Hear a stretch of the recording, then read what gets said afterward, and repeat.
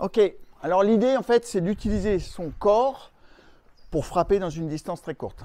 Évidemment, si vous êtes avec un lutteur, un judoka, ça va être réduit, mais ça peut servir. Si vous-même êtes lutteur, judoka, vous pouvez rajouter ça à votre patrimoine. C'est-à-dire que sur les prises, les manières que vous avez pris, vous pouvez ajouter, et vous le faites sûrement déjà, des frappes. Ça a l'air très con, mais ici quand je suis là et qu'en plus je fais dans la carotide, ça affaiblit et surtout ça fait changer la répartition des masses puisque quand il a pris un coup comme ça, il est allégé, je peux balayer, etc.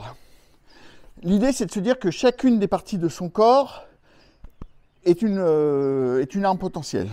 Donc la tête, on a bien compris, bam. La tête, sachant qu'en plus je peux appuyer avec ma tête pour faire mal sur certaines parties. L'épaule, d'accord. Donc l'énergie de l'épaule, ça fait mal. Je vais le faire à côté dans le pec pour ne pas lui faire mal, d'accord.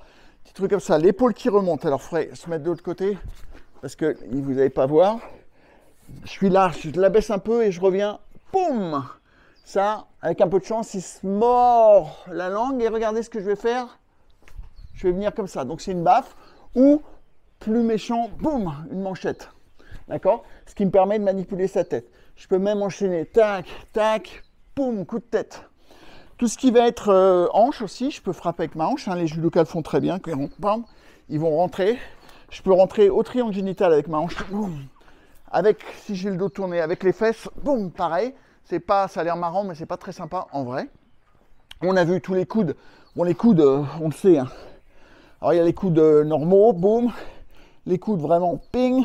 Les coudes piqués, je viens piquer, bam, qui sont pas sympas non plus. Et j'aime bien aussi ce coude-là. Je tiens un truc et je viens, bim, comme ça. Ça n'a pas l'air, mais ça passe très bien. Après, il va y avoir tout ce qui est fait avec le bas du corps. Donc les jambes. Je suggère de ne pas trop lever les guiboles sans avoir une maîtrise du haut du corps. Donc si vous maîtrisez le corps, le haut du corps, c'est, redresse-toi. C'est avec façon box taille.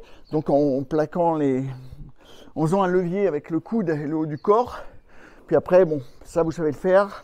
Je vais parler d'autre chose. Moi, je parle forcément des petits coups de pied, des petits coups de genoux aux parties.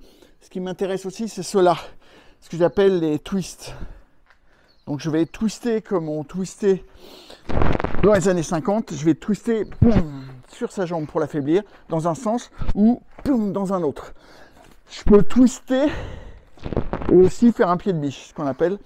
Je viens ici frapper, je prends ici, et là je vais fléchir, d'accord? Ça fait une sorte de clé. Évidemment, boum, et les coups de genoux, boum, coups de genoux, bing, qui font très mal.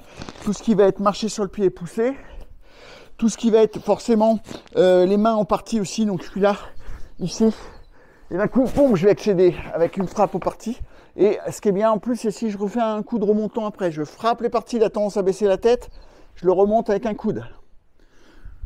Et encore plein de choses que vous pouvez imaginer et inventer vous-même. Une chose que j'aime beaucoup, j'en ai pas parlé, je le fais souvent, c'est au corps à corps, je viens mettre une grande claque sur la nuque. Quand vous le faites, ça ne va pas assommer l'autre, ça va le déranger, il va falloir qu'il gère votre main. D'accord? Ça, pam, c'est très désagréable, et souvent il va essayer d'attraper votre main, etc. pour que ça s'arrête. Ça vous donne possibilité d'exploiter. Par exemple, avec une épaule dans la tête, boum, ici.